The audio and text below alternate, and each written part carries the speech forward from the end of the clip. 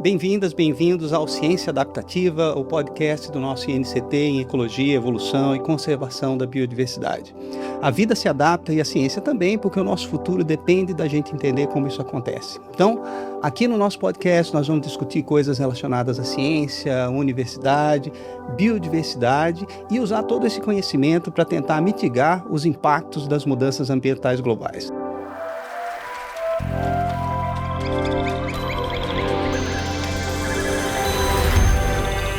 Meu nome é José Alexandre Diniz Filho, eu sou professor do Departamento de Ecologia da UFG.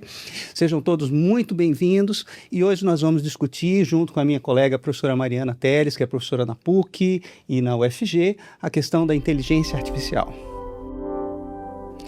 E para começar esse tema, essa discussão desse tema tão atual, tão importante, eu tenho a honra de receber aqui dois pesquisadores do nosso INCT, o professor Tiago Rangel, meu colega, meu amigo de longa data, né, professor também do Departamento de Ecologia, professor Wellington Martins também, nos conhecemos há muito tempo, né, Wellington? O Wellington é do Instituto de Informática da Universidade Federal de Goiás, então nós temos aqui uma equipe extremamente qualificada para começar a discussão desse tema. E quando a gente fala de inteligência artificial, na minha cabeça, eu sempre penso muito no Miguel Nicoleles, né, que é um cientista super importante, um pesquisador brasileiro super importante na área de neurociência. E uma coisa que ele fala, né, é que quando a gente fala de inteligência artificial, ela nem é inteligente, nem é artificial. Né?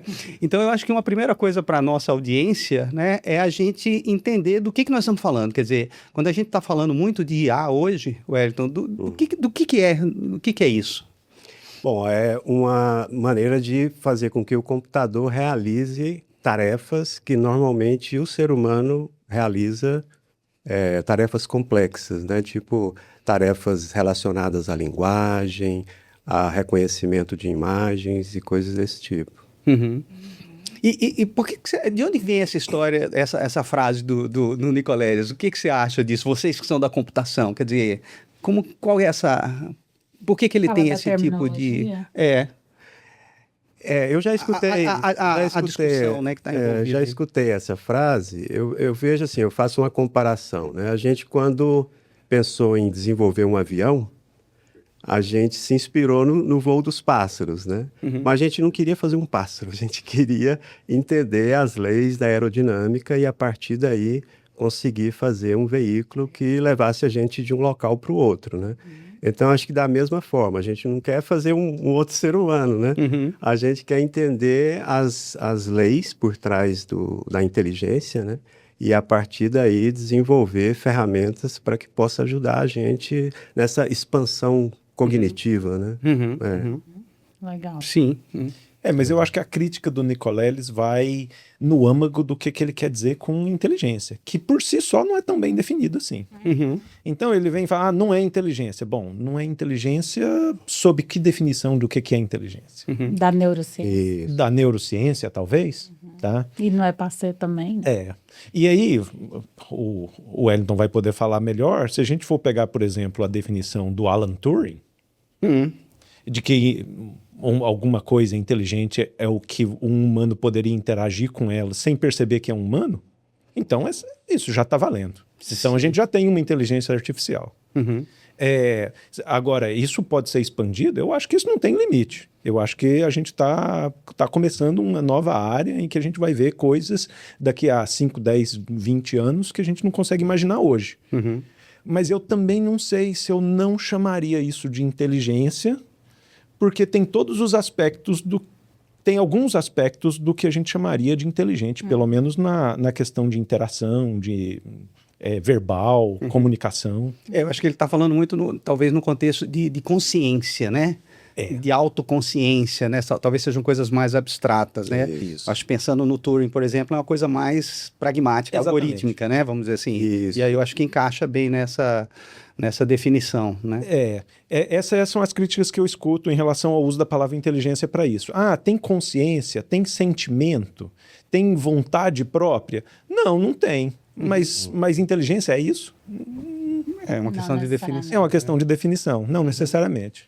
Eu acho que assim, como você tem essa utilização toda e as pessoas estão usando isso sem entender muito bem qual que é o significado, né? E a aplicação, né? Vamos dizer assim. Até voltando um pouquinho de algumas palestras que eu já escutei, o termo, ele ganhou visibilidade mais recentemente, mas faz parte, acho que dentro do contexto da própria informática, de uma construção que vem há muito tempo, né?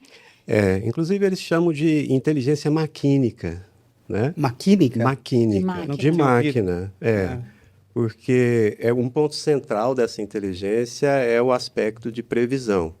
Então, você, baseado em uma situação atual, uma entrada de dados atual, e um contexto que é relacionado ao que aquilo está acontecendo, e uma memória, a questão é prever o que vem depois. Então, essa capacidade de previsão ela é central no conceito de inteligência da máquina, ou maquínica, né? E, como o Tiago falou, de certa maneira a gente já tem isso, né? Porque a IA moderna, através das LLMs, elas conseguem prever a próxima palavra muito bem. E não é só prever a próxima palavra, porque muita gente fala, mas é só isso. Mas, na verdade, imagina um jogador de xadrez que está só prevendo o próximo lance, né? Para fazer isso, se ele for bom, ele tem que pensar lá na frente. Sim. E a máquina também consegue fazer isso. Ela trabalha num espaço semântico de altíssima dimensão, que ela consegue relacionar conceitos que você não imaginaria que ela conseguiria gerar um texto tão legal e, às vezes, em outras línguas mesmo, né? Sim. Eles estão usando até esse tipo de tecnologia para estudar línguas para as quais eles têm poucos exemplos, né? Entendi. Porque conceitualmente, os conceitos vão estar relacionados independente da língua, né? Sim. Então, é bem poderoso. Isso é uma questão filosófica representação, antiga, né? Exatamente. Mas, Wellington, quando... E quando a gente está falando, né, a expressão que a gente tem, que você falou da questão de prever as palavras e na realidade é o uso que as pessoas têm feito mais geral, né, em termos de inteligência artificial, usando chat, notebook LM, Claude, essas coisas, quer dizer, é você fazer texto, né, pedir uma coisa para ele escrever um texto. É nesse contexto que se fala de IA generativa. O que significa essa palavra generativa, né, para a nossa audiência aí? É que realmente, como o nome diz, é que vai gerar algo. Então, assim, na computação, por muito tempo, a gente recuperou informação. Então, você tem os bancos de dados, né, que você quer recuperar as informações, a gente estava falando. E hoje em dia, mais do que recuperar, a gente está gerando. Por quê? Porque você tem um modelo que consegue gerar dados com aquela mesma estatística por trás, distribuição, né? Então, você gera preditivo. Você então, generativa no sentido de preditivo. Isso, que você consegue gerar a próxima token, né, que eles chamam, né? A token pode ser uma palavra ou um pedaço de uma palavra, né? E fazendo isso uma após a outra, você consegue, então, fazer um texto interessante, ou você pode aplicar essa técnica também para imagem, para som. Então, esse tipo de informação que é composicional, né? Então, se você pega um texto, você tem sílabas, palavras, parágrafos, sentenças, parágrafos e assim por diante, né? Se você pega uma imagem, você tem pixels e ao redor deles você pode estar criando arestas ou linhas ou curvas e a partir daí criando objetos e dos objetos coisas mais sofisticadas, né? Então, todo esse tipo de informação que é composicional, as redes neurais estão lidando muito bem com isso, nesse chamado espaço multidimensional que a gente comenta, né? E estão sendo capazes de obter essa função a partir da qual você gera algo parecido com o que você aprendeu, né? Porque essas IAs, elas não... Uma vez que você treina com exemplos, né? No caso da internet, você pegou todo o texto e colocou para ela, né? ela não lembra do texto, mas ela consegue entender todo tipo de ligação entre as tokens, as possíveis tokens, né? Então, isso dá um poder enorme para ela gerar algo novo, né? E não só repetir o que estava lá. Né? Entendi. E você usou uma palavra, né, só lembrando e conectando, quer dizer, nessa primeira parte, nós estamos falando de uma coisa mais geral, mas, por exemplo, você falou em rede neural. Sim. Né? E isso é uma coisa que a gente usa, Corriqueira, né? sei lá, de Muitos 20 anos atrás. Existe, Todo o aprendizado de máquina, esses algoritmos de otimização, essas heurísticas, né? Quer dizer, qual que foi o pulo aí, né? Para a gente passar para as coisas que a gente sempre fez, de usar esses algoritmos? Porque pelo que você comenta, na realidade são esses mesmos algoritmos que de alguma forma foram melhorados ou aperfeiçoados. Deixa eu tentar colocar desde o início aqui, que já foi lembrado aqui o nome do Alan Turing, né? O Alan Turing, ele definiu computação como uma execução mecânica de regras ou de instruções, né? E essas regras se traduzem numa função. Você tem dados de entrada, a função transforma isso em dados de saída. Nos últimos anos, essa função era dada pelo ser humano, por um programador. E é um processo dedutivo, né? Ok. Mas é lógico, eles já sabiam que você podia gerar essa função através de um método indutivo, que é o que está acontecendo agora, né? Você dá os dados, diz qual o resultado que você quer a partir daqueles dados e a máquina vai aprendendo a mapear a entrada e saída. Ela vai fazer a função e não mais o ser humano. Aí vem o aprendizado de máquina. Aí vem o aprendizado de máquina. No caso específico das redes neurais, a dificuldade era porque a rede neural é um aproximador universal de função. Ela pode aproximar qualquer função. Mas você precisa de muitos dados para algumas funções. Então, primeiro, precisava de muitos dados. E segundo, para trabalhar sobre esses dados, precisava de muita computação. Certo. Então, essa ideia dos anos 60, né? Hoje ela funciona bem, principalmente com dados composicionais, que eu comentei anteriormente, né? Porque você tem muitos dados e tem um poder computacional grande, né? As técnicas anteriores de aprendizado indutivo, elas funcionam bem, né? Com dados tabulares. Né? Imagina, você tem uma tabela com várias colunas, mas uma coluna não tem nada a ver com a outra.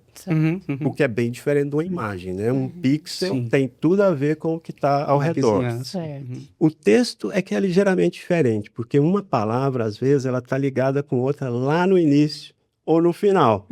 Daí que surgiu aquela arquitetura chamada Transformer, né? Que faz uma alta tensão, compara todo mundo com todo mundo. E aí vê quem está ligado com o quê, e aí gera um texto que faz sentido. Né? E esse movimento foi muito rápido, né? Assim, de repente essas coisas começaram a aparecer. Isso é um ponto assim, que é interessante. Passou a fazer parte da nossa dia a dia de um jeito assustadoramente rápido, né? E eu acho que não é só no contexto de trabalho, né? Mas no contexto vamos pegar no nosso contexto de pesquisa, né? Porque eu acho que dá para colocar tantos contextos, né? Tiago, como que você vê, por exemplo, na nossa área, vamos pegar a biologia, qualquer área, né? Que mudança mais perceptiva que você vê com a inclusão dessas ferramentas que estão aparecendo? Realmente são muitas. Eu acho que dá para separar bem entre o impacto desse IA generativo no ensino e no aprendizado, que seria a nossa função como professor, docente, e a inclusão ou a incorporação dessas IAs na pesquisa. E aí eu vejo duas maneiras diferentes. Tá? Bom, primeiro, acho que na parte de ensino é uma realidade que não vai voltar, não vai deixar de existir. Essa é a sensação. E agora, antes se falava que os professores tinham que competir com o YouTube, tinha que competir com os cursos online que aconteciam nas outras universidades e que mesmo assim você tinha que tentar mostrar para o aluno a importância daquilo. Tem toda a ideia da inspiração, que o professor tem que funcionar como alguém inspirador, a atenção olho no olho, que a internet não vai te dar. E agora também tem o conhecimento, né? A gente não vai conseguir competir Impossível. com um ChatGPT para responder qualquer pergunta. Então, ao contrário, eu acho que a grande revolução que vai ter na parte de ensino é nós sermos capazes de incluir todas essas IAs na forma com que a gente ensina e na forma com que os alunos aprendem. Isso significa que, provavelmente, a ementa das disciplinas que a gente vem levando aí nos últimos 10, 15 anos tem que ser completamente reformada. Sim. Porque num mesmo semestre você consegue agora ensinar muito mais. E talvez deixando brechas para os alunos se aprofundarem a qualquer momento, porque afinal de contas ele tem um tutor. E eu gosto muito dessa figura do tutor. O Salman Khan, que é o cara fundamental na parte de flip teaching, é o cara da Khan Academy, tem um livro magnífico sobre isso. Legal. E aí ele fala que na Khan Academy ele programou uma IA, ele teve acesso à versão antecipada do ChatGPT 2.0, que nem ficou pública. A OpenAI procurou ele e eles já antecipavam que ia ter impacto no ensino. E aí eles viraram para o Salman Khan e falou assim, a gente tem isso aqui, deve ter um impacto, como que você, que entende de educação remota, usaria isso? E aí, essa frase do livro dele nunca vai sair da minha cabeça.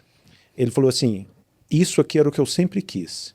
Eu vou fazer dessa IA uma mistura de Sócrates com Aristóteles. Não. O que ele queria dizer com o Sócrates? É uma IA que nunca vai dar uma resposta. Para cada pergunta que alguém faz lá, ela vai fazer perguntas ao redor para deixar a pessoa ficar com aquela sensação maravilhosa de que descobriu. Se você der a resposta instantaneamente, aquilo entra num ouvido e sai no outro. Se o aluno descobre por si só, mesmo que seja uma coisa de 300 anos atrás, ele fica com aquela sensação motivadora de que eu consigo. Legal. E por que ele falava do Aristóteles? Por que ele queria uma IA que fosse um Sócrates com Aristóteles? Alguém que sabia tudo. Alguém que consegue ser um tutor e acompanhar o desenvolvimento daquela pessoa com os gostos e com as preferências que ela tem. Sei lá, se o cara gosta de futebol e você está ensinando, sei lá, estatística. Usa os exemplos. Vai usar exemplo daquilo. Então... Personalizado. E aí é meio com a função de agente, no sentido de ficar acompanhando aquele estudante ao longo de anos. E aí a IA, que vai guardando a memória do que o cara teve dificuldade no passado, ele já sabe aonde que vai entrar as dificuldades e já vai entrando por ali e já vai dando as preferências, os gostos. Eu acho que em ensino... Fantástico. É assim, transformador. Isso vai mudar completamente. Disruptivo. Totalmente disruptivo. E não adianta a gente lutar contra. Não. Como professor, não adianta lutar contra. Porque tem essa tendência, tem essa resistência, né? Tem. A gente está ainda na fase da negação. Ainda está na fase da negação. E a gente está na fase da negação, está na fase de que a prova ainda tem que ser no papel e na caneta. A gente ainda está na fase de que o aluno tem que ir lá sentar para ler o livro. Quando, na verdade, as novas gerações já não têm mais essa tradição que a gente teve, que não foi a nossa formação. Então, ou você acha que você vai mudar 50 alunos na sua sala, ou você vai se mudar em função deles. E aí vai ter esse choque cultural, é um choque geracional. É um choque geracional. E do ponto de vista da pesquisa e da ciência em si, eu acho que tem outro impacto. É que cada pesquisador agora tem um assistente ao alcance do celular, que é um estagiário ultra capaz. Eu ainda não percebo que ele consegue ser mais criativo e ele é incapaz de identificar perguntas científicas relevantes. Não consegue identificar problemas relevantes na ciência. Mas se você tem uma tarefa específica para ele, e uma tarefa que tem um resultado claro e você consegue dar instruções claras, ele vai fazer mais rápido e melhor do que qualquer estagiário que você pode arranjar faria. E hoje eu terceirizo muito da parte mecânica que eu tinha dentro da minha pesquisa, sei lá, escrever código. Isso. Se você me der 3 dias, eu escrevo. E vou até gostar de escrever, que é um momento em que você se isola do mundo, tá? Mas eu vou ter 3 dias para fazer aquilo, me isolando do mundo, ou eu vou dar um comando para o ChatGPT e ele vai fazer em 10 segundos. E você tem 3 dias para fazer outra coisa. E eu tenho 3 dias para fazer alguma coisa mais criativa, que vai ter outras aplicações. Então, é esse tipo de decisão. O impacto é profundo no dia a dia, tanto do professor quanto do pesquisador. Eu acho que a gente tem uma síntese legal aí, né? Eu queria perguntar um negócio para ele, mas eu acho que a gente tem uma síntese legal para a nossa audiência. Quer dizer, nesse nosso contexto, vamos dizer assim, da universidade, do ensino, da pesquisa e tal, quer dizer, nós temos essas 2 palavras-chave, né, que a gente tem que manter em mente. Então, um tutor, quando a gente está pensando em ensino, e um assistente, quando a gente está pensando em pesquisa. Exatamente. Você tem que pensar na IA nesses 2 contextos, né? Nem é um professor, nem é um pesquisador. É um tutor e um assistente. E a gente tem que estar preparado, e o aluno tem que entender isso também, se a gente for pensar bem, né? Isso. Agora, Wellington, quando a gente, por exemplo, a gente tem discutido um pouco isso, né, nesse contexto, como o Thiago bem sumarizou, mas, por exemplo, para vocês na computação... Fiquei curiosa para saber para vocês. Né, porque muito da computação vem dessa coisa de... Por exemplo, a gente está vendo esse impacto na nossa capacidade de fazer código, de programar, né? Isso. Quer dizer, que era muito do que vocês ensinam. Quer dizer, como que isso vai afetar vocês em termos de formação? Vocês, programadores e as pessoas da informática, vamos dizer assim. A disciplina introdutória de C ainda Por vai exemplo. existir? Pois tem que ser repensado. Tudo vai ter que ser repensado, realmente. Eu gosto dessa ideia do tutor.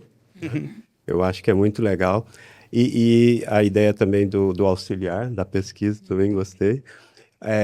E eu reforço que tem que ter uma análise muito crítica, né, da resposta que é dada, né? Tanto pelo tutor quanto pelo assistente, né? Porque a gente sabe que essa tecnologia alucina, né? Então ela... É uma boa palavra. Assim, quanto você mais conhece, quando você conhece bastante o assunto, você percebe isso com mais clareza, né? Quando você não conhece, aí você acredita passa, naquilo, né? sem um olhar muito crítico, né? Um filtro, né? Então, eu acho que tem que ter esse olhar e talvez seja algo importante em todos os cursos, né? Na computação, em especial, na parte de gerar código, o que faz? A gente começa com algoritmos, que é aquela função que eu comentei, né? Que a máquina de Turing processa, né? E o algoritmo, ele tem que ser pensado de forma eficiente. Então, você tem que levar em conta quanto tempo que ele pode durar, rodar, né? Quanto de memória que ele vai gastar, né? Então, tem que ter esse olhar crítico para esses recursos que o algoritmo precisa, e daí partir para a codificação propriamente dita, que é mapear isso com uma linguagem de programação, né? E o que a gente vê hoje em dia é que muita gente já está pulando a primeira fase, né? E isso não vai dar certo. Já pula o algoritmo, Não entende. não entende, já vai para uma solução pronta que muitas vezes não é a melhor, né? E então eu acho que isso também tem que ser revisto. Outra coisa que eu vejo é o seguinte: esse software, como ele alucina, né? Ele é gerado token a token, baseado no que ele viu antes, né? Ele pode ter sérios bugs, né? Tanto é que empresas como a Anthropic já estão lançando aí, eu acho que tem a IA chamada Mythos, não sei se já ouviram falar, né? Já. Que ela é muito boa para achar bug em sistemas, né? Então, assim, alguns acreditam que no futuro esse programa feito com IA, ele vai ter que ter uma espécie de um sistema autoimune que está o tempo inteiro vasculhando ali para saber se tem um ataque acontecendo, se tem Olha que interessante. algum desvio, né? Porque você dificilmente vai conseguir provar a corretude dele, né? É como se tivesse um auditor. Ele não é independente. dedutivo, ele é indutivo, né? Então, Sim, então se você inicia numa direção, você não volta e de repente não é por ali. É como se você tivesse uma auditoria interna, talvez, no sistema. Tipo uma auditoria interna, né? Então eu acho que vários aspectos vão ter que ser repensados, tanto no ensino quanto E quando você no falou em uso, futuro, né? nós estamos falando de 2, 3 anos. Eu acho que sim. Esse é o Semana que horizonte. vem. Com a velocidade que a gente está vendo, não mas, vai Wellington, demorar. Diga. Eu acompanho de longe a literatura dessa parte de pesquisa em psicologia, em comportamento humano. Sim.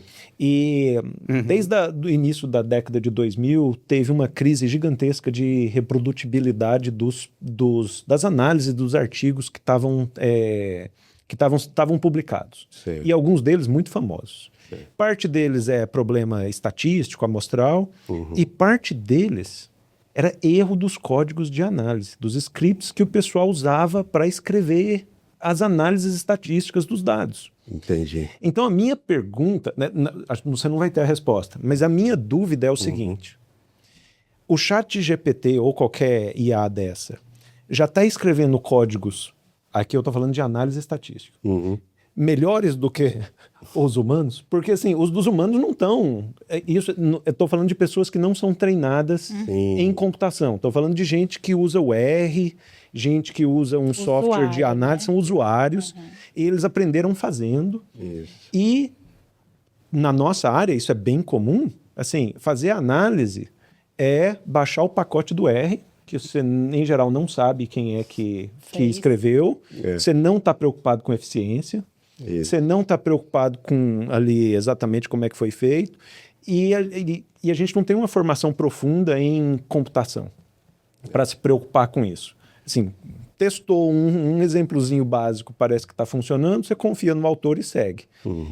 Então, eu concordo, obviamente, que o ChatGPT alucina, e eu já encontrei vários bugs em códigos que ele escreveu que era visível para mim. A pergunta não é se tem erro ou não. A pergunta é se tem mais ou menos erro do que o escrito pelo humano. Eu nunca vi um estudo sobre isso, mas certamente esse problema vai ser amplificado, né? Esse problema de scripts mal feitos que não foram testados como deveriam, né? Então, eu acho que esse vai ser um problema mais para frente que vai ter que ser olhado com lupa, né? Porque vai ser um problema que a tendência é crescer, né? Porque se até o profissional da computação que tem formação muitas vezes está indo direto para o programa, sem fazer uma análise mais criteriosa, muitas vezes também empurrados pelo mercado, né? A empresa quer um resultado mais rápido, né? Então, e aí o que acontece? Um programa muitas vezes funciona, mas ele permite um vazamento de dados dos clientes, por exemplo. Problemão, né? Vocês Então, têm toda a assim, questão de segurança por trás. Toda a questão de segurança, né? Mas para o leigo ele vê lá, está funcionando, entrei isso aqui, saiu isso aqui, está funcionando, mas tem toda uma questão de segurança, de validade dos dados e tudo, né?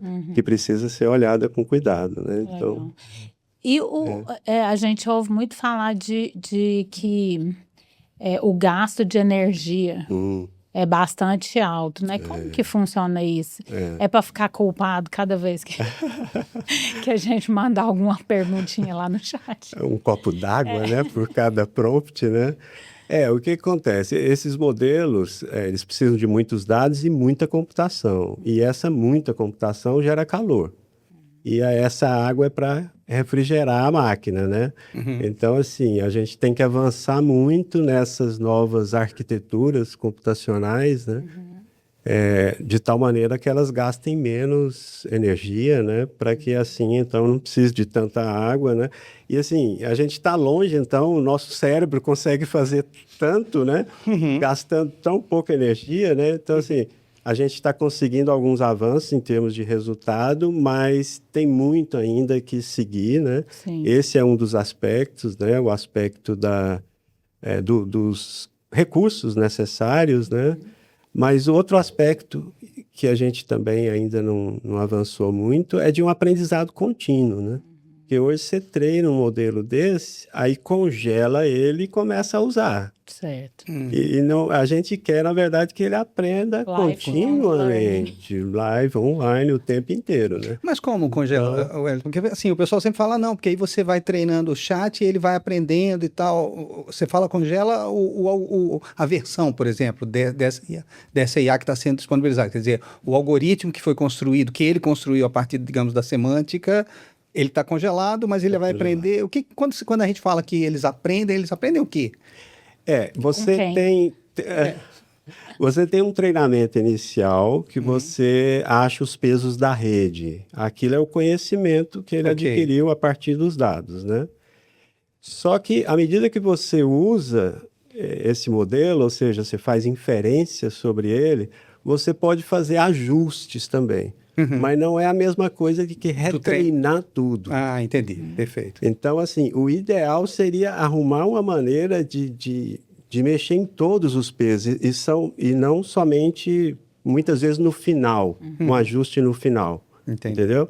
Então, assim, parecido com o que eu acho que acontece com a gente, à noite, dormindo, a gente vai trazendo aquele conhecimento do dia, né, e consolidando ele, né? Então, eu acho que esse é um outro aspecto que precisa ser bastante trabalhado e paralelamente com isso, tem que gastar menos energia, né? Porque você tem uma questão de impacto, né? Um impacto ambiental também. A água é o nosso... É um dos problemões, né? Inclusive, hoje eu estava até vendo, tem uma discussão sobre a isenção, né? O Brasil quer isentar o imposto para montar data centers aqui. Está havendo uma discussão política que por si só alto nível. É meio questionável, né? Para que a gente quer um data center? Por que a gente ia querer um data center no país? A gente vai querer um data center para ter os dados lá só para a gente. Soberania. Aí na discussão o data center pertence a uma multinacional. Ah, sim. Aí é que tá. A gente gostaria de ter data centers nacionais. Ah, tá. Agora, se vem uma Big Tech querendo instalar um data center aqui, a gente pode negociar, né? Então, de tal maneira que a gente tenha acesso aos dados, de tal maneira que o impacto ambiental não seja grande e de tal maneira que haja uma transferência de tecnologia, né? Para que a gente possa fazer o nosso também, né? Isso é bem importante. Isso. E tá passando por todas as discussões de todos os episódios aqui, essa questão de soberania, né? Então, acho que não é diferente para as outras áreas, então, né? Pelo que você está falando. Isso. Para a gente não continuar sendo o fornecedor da matéria-prima. É uma discussão. Né? Talvez, eu imagino que seja até mais grave, né? Porque a gente estava discutindo muito essa questão da soberania numa questão mais geopolítica, né? De dados de biodiversidade. De biodiversidade, por exemplo, os dados genômicos, né? Toda essa discussão disso está na mão das, né? E no caso da inteligência artificial, nós estamos falando das big techs, né? Na realidade são poucas pessoas, né? Corporações. São corporações que, na realidade, tem uma pessoa que está ali por trás. Quer dizer, então, talvez seja mais sério, talvez não, acho que é mais sério, né? Do que essa questão da soberania no nível geopolítico do Brasil em relação à Europa ou Estados Unidos. Quer dizer, né? Claro, essas companhias são americanas ou europeias, né? Imagino, mas não é nem o país, né? Você não vai negociar com a embaixada dos Estados Unidos. É uma empresa. Não, é uma empresa, é uma corporação, né? Eu acho que a guerra da Ucrânia mostra isso. O Elon Musk mandava desligar a internet. Como é que é a internet do Elon Musk? Starlink. Da Starlink, desliga a Starlink da Ucrânia. Ele aperta o botão e desliga. Quer dizer, você tem todo o poder na sua mão. Na mão de uma pessoa, que nem tem uma diplomacia por trás. A decisão é dele. Tem nem como ter, né? Isso sem falar que esses modelos foram criados com dados públicos da internet, alguns com direito autorais, né? Sim. Então, abre uma outra frente, uma outra camada, né? E, assim, estatísticas dizem por alto que os dados públicos são em torno de 5% dos dados que foi totais. Olha. O restante está tudo atrás de barreiras, né? De firewalls, que são dados de empresas e tudo mais, né? Mas o que acontece, então? Esses modelos, mesmo com uma porcentagem pequena dos nossos dados, né? Ele conseguiu engolir a internet toda, né?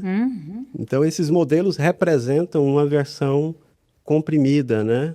compactada da internet, né? É como se você tivesse uma grande sopa e tivesse feito um caldo quinora ali, né? A Entendi. partir dali, com o prompt que você fornecer, você pode trazer à tona aquela sopa ou fazer sopas de maneiras variadas, né?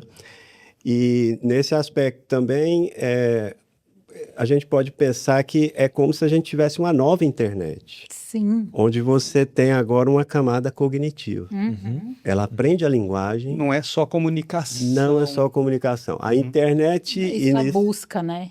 Não é só Exato. isso. A internet inicial, ela trouxe para a gente memória. Aí você tinha a busca. Isso. Essa está dando para a gente uma capacidade enorme de combinação criativa, que é a geração da IA Aí tem a generativa. história do IA generativo. Uhum. E a gente mal entendeu isso, a gente já está indo para outra, que é a internet dos agentes, que opera em cima dessa internet cognitiva Como e que dos de agentes, fato né? atua. São programas que fazem uso dessa camada cognitiva para entender o que você quer, o que ela recebeu de volta, né?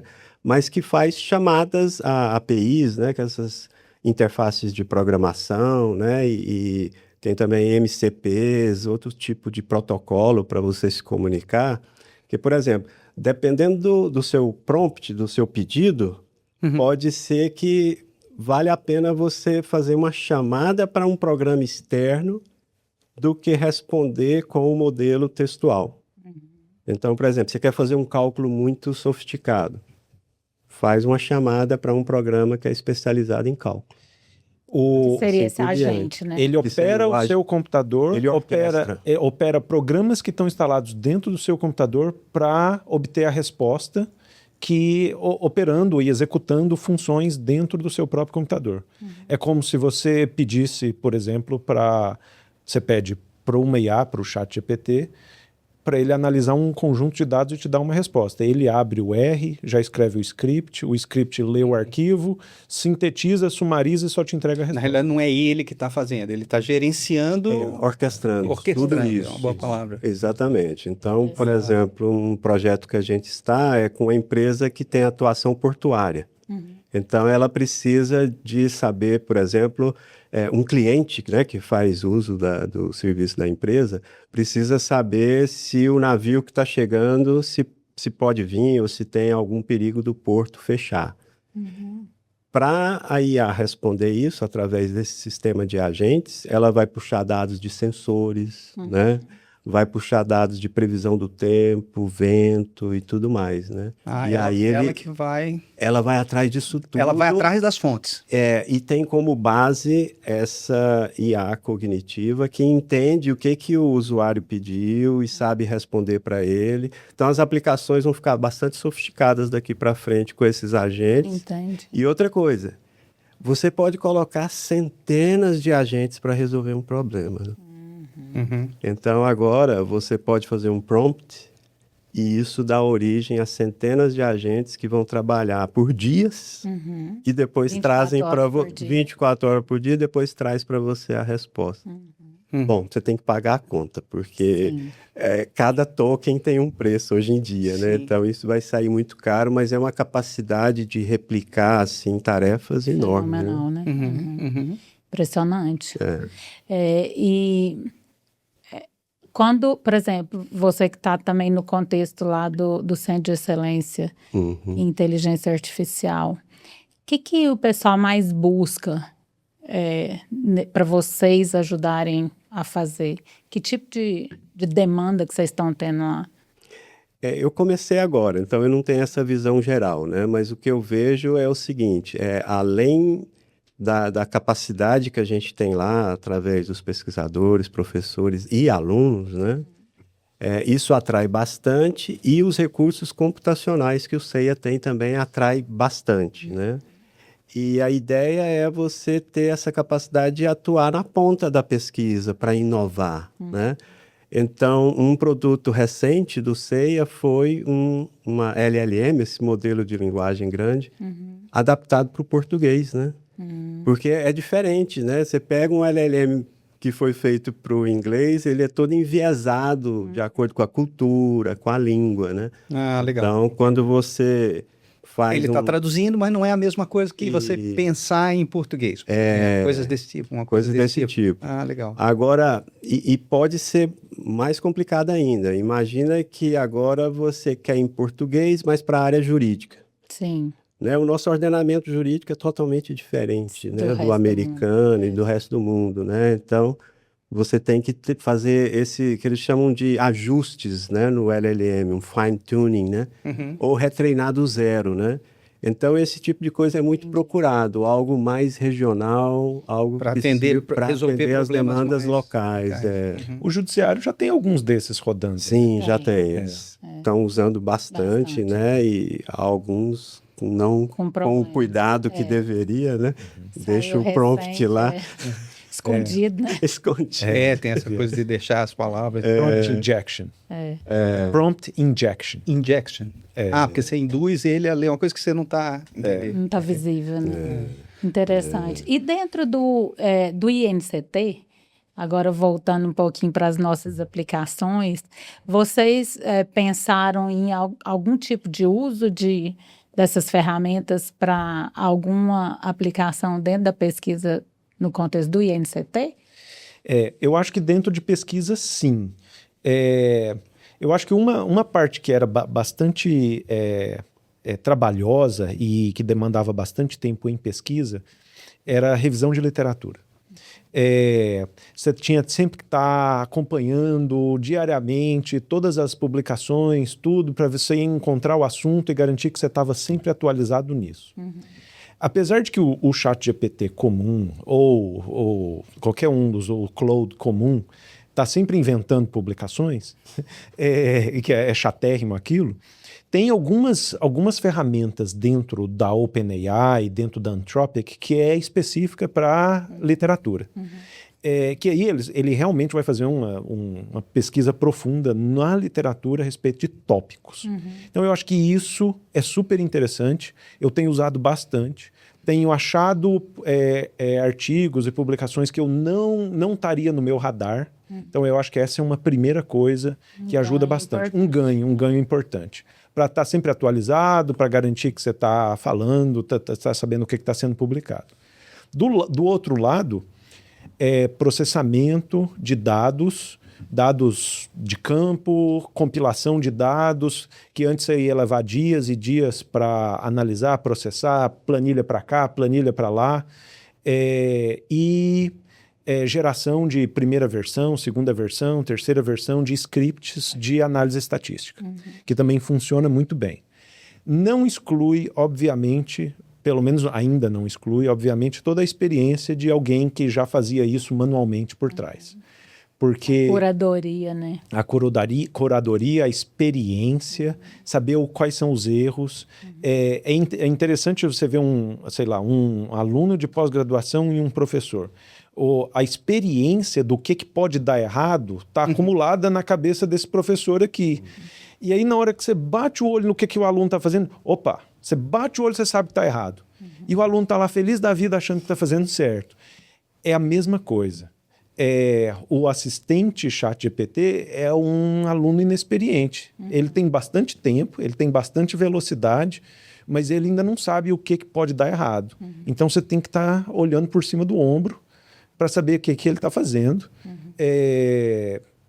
Mas sabendo como pedir. Eu acho que tem muito isso, Ellen. Eu acho que isso é que eu insisto bastante nas minhas aulas na pós-graduação. Aprender a usar. Não é você chegar lá e escrever assim, eu quero que você faça a minha pesquisa, e pronto. E ele faz. Eu acho que está surgindo uma ciência nova, não sei se você sabe, chama promptologia. Já ouvi falar. Então agora tem uma promptologia que eu acho que é uma questão de experiência, e eu acho que é muito subjetivo, porque você muda de LLM, muda toda a dinâmica, e eu insisto com todos os meus alunos que é muito importante estar atualizado nisso. Porque se você não usa, o seu colega usa. E se você quer ser purista ou ludista, no sentido de que não, eu faço como os meus antepassados faziam, vai ficar para trás. Vai. E o momento certo de aprender como usar, de começar a ter uma noção de promptologia é na graduação e na pós-graduação. Então, eu acho que a nossa função como professor, inclusive, é estimular o uso, mas o uso crítico e consciente, e principalmente começar a atribuir aos alunos tarefas que não podem ser respondidas apenas com um prompt, ainda que seja um prompt ou uma sequência de prompts. Tá? Então, eu acho que hoje a gente tem uma oportunidade de dar desafios muitas vezes mais complexos para os alunos, que não seriam respondidos apenas com prompt, que envolvem criatividade, que é uma coisa que a IA ainda não faz, que envolve criação, análise, crítica, execução. E assim, você pode fazer tudo isso aqui com auxílio de IA. Mas o produto final não vai ser só da IA. Eu acho que esse é o mote que a gente tinha que ter hoje como professor. E incentivar. E aí você chega lá, eu estava numa disciplina recente, chegava um aluno assim, arrancando o cabelo de raiva, porque o ChatGPT não fazia o que ela queria. E aí ela xingava. Eu falei de 1000 vezes o que eu tinha que fazer, ele não faz, não entendeu o que eu quis. Continue tentando. Eu acho que aí eu sempre falava, eu acho que você está pedindo uma tarefa muito grande para ser feita ao mesmo tempo. Tem que ser segmentado. Divide and conquer, tá? Você divide em microetapas. Assim, não, eu não quero aqui isso. Eu quero isso. Perfeito. Beleza, fez? Conferir? Tá, agora você pede isso. Agora você pede aquilo. E aí você vai devagarzinho. Quando a pessoa pega o jeito disso, vai ser uma nova ferramenta.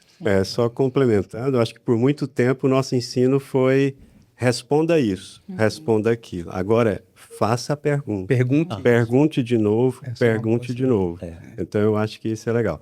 Um outro comentário que eu queria fazer, Tiago, é que na parte de busca bibliográfica, né, é interessante que essas IAs conseguem capturar até trabalhos que estão em outras línguas. Por exemplo, por causa desse espaço a gente vai ter esse viés também comum, né?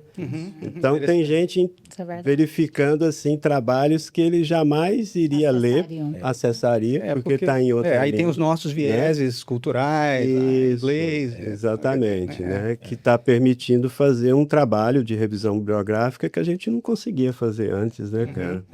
E tive uma recente, só mais uma, só para complementar. Antigamente a gente fazia busca de palavras-chave ou no abstract, né? A gente tinha que bater a palavra certinho. String de busca. String de busca. Hoje, Wellington, eu estava precisando de uma coisa para ilustrar uma aula, eu pedi pro Deep Research do ChatGPT buscar um artigo que tinha uma figura que eu precisava. E ele achou. Ele achou. Olha. Eu quero uma figura assim, não importa o contexto, eu quero uma figura para ilustrar uma análise estatística que eu estava querendo, não sei o que mais. E aí o contexto tem que ser esse, não sei o que. O artigo que você quer é esse. Então, e estava certo. Que legal. E estava certo. Fantástico. Eu acho que a gente já está caminhando para o final, mas eu acho que é isso que você falou agora, né? Eu acho que seria uma mensagem importante para a gente deixar para a nossa audiência no sentido, nesse contexto nosso, claro, né, de pesquisa e de ensino, quer dizer, como que a gente sai da fase, né, de negação. Quer dizer, a sua visão, eu sei, é essa, né, quer dizer, não adianta a gente lutar contra isso, a gente vai ter que incorporar isso da melhor forma possível, né, em termos de ensino, em termos de pesquisa, e eu adorei a sua definição do assistente e do tutor para a gente manter em mente. Mas, por exemplo, no caso dos alunos, eles têm que saber que o IA é um tutor, né? Eu queria só adicionar uma camada aí de acessibilidade às tecnologias. Porque eu concordo com tudo que vocês falaram, mas a gente ainda tem uma barreira para algumas pessoas não têm acesso. Sim. Porque demanda custo, né? E aí, qual que é o papel, assim, da universidade, que é onde a gente trabalha, né? Nesse... Né? Vamos fechar essa mensagem incluindo essa... Olha, Mariana, eu vou confessar isso aqui diante das câmeras, né? Eu dei uma disciplina recente e eu falei assim, olha, essa disciplina vai ser mais legal se vocês usarem a versão paga do ChatGPT. Fui lá e paguei para todos os meus alunos, todos os alunos da disciplina, eu paguei 1 mês de ChatGPT para eles, da versão paga, que é muitas vezes melhor que a versão gratuita. Agora, voltando, e o Wellington vai poder falar isso lá atrás, antes de ter e-mail, não sei o quê, a gente meio que bancava algumas coisas com o nosso próprio dinheiro, e aí a universidade vai, com o tempo, acompanhando, né? Eu consigo imaginar que daqui a uns anos a universidade vai oferecer um chat GPT pago ou um Anthropic pago para todo mundo que tem o conta, para todos os alunos e professores. Esse é o meu sonho. Como hoje oferece... ferramenta de trabalho. Como ferramenta de trabalho. Como hoje oferece o Office, o e-mail. Então eu acho que a gente está caminhando nessa direção. Não tem como negar a importância e tem que lembrar que isso é uma ferramenta de aceleração da transferência de conhecimento na forma de ensino, do desenvolvimento, de pesquisa, de produção de conhecimento, e que a gente vai ter que aprender a como usar essa ferramenta. E a universidade, em algum momento, vai começar essas parcerias e vai ter ChatGPT ou qualquer outra equivalente. A versão mais avançada para nós que estamos dentro da universidade. Esse é o meu sonho. E lá, né? Como que você vê isso, Wellington, você acha? A universidade tem um setor que é especializado em inclusão também, né? Então eu acho que esse setor tem que começar a pensar nisso. Tem que começar a pensar, a gente, é lógico, pode contribuir também, né? Mas essas outras ferramentas, certamente a universidade vai ter que adquirir, né? E aí eu acho que vai ser, assim, preços módicos, né? Porque é para um universo muito grande de pessoas e tudo, né? E certamente vai ser de grande valor. Agora, os professores têm que se ajustar, né, ao uso dessas ferramentas, né? Como é que vai ser esse novo ensino, né? Com o tutor e tudo mais, né? E a gente precisaria ter isso, né? Idealmente isso teria que ser uma coisa meio geral para todo mundo, mas na realidade o que a gente vai ver, e pela nossa experiência pregressa, né? Na realidade cada um vai, quer dizer, você já está muito na frente nesse sentido de usar e falar para os alunos, não, olha, essa disciplina tem que usar. É o contrário do que é o contrário do que as pessoas fazem normalmente, né? Não pode usar, eu não quero que você use porque eu não sei se foi você que fez e tal. Na realidade, você já inverteu o raciocínio. Então, você, por exemplo, já foi para uma outra direção. Mariana também um pouco. Quer dizer, então, a gente não imagina o que a gente tenha, né? Talvez até pelo tamanho, a gente não vai ter uma coisa institucional, de cada um vai ter uma capacidade de... E eu acho que também, responder, de se adaptar, de se ajustar, como você falou. Acho que nas exatas vão ser uma coisa, nas humanas vai ser outra. Eu acho que as diferentes tradições de pesquisa vão se adaptar de maneiras diferentes. Não sei, em história, por exemplo. Vai funcionar bem, talvez, para revisão de literatura, mas e para a produção do conhecimento? Talvez não. Não sei. Eu acho que vai ser um processo. É um processo rápido. Rápido, porque senão você vai ficar para trás, como você falou. Bom, eu acho que é isso, né? Eu acho que foi muito boa a discussão, né? Muito obrigado pela participação de vocês, fantástico, né? Então, esse foi mais um episódio do Ciência Adaptativa. Se você gostou, compartilhe, mostre para os seus amigos, para os seus alunos e ajude a gente, então, a levar a ciência mais longe, né? E se você tiver interesse nas pesquisas do INCT, saber o que nós estamos fazendo, siga as nossas redes sociais.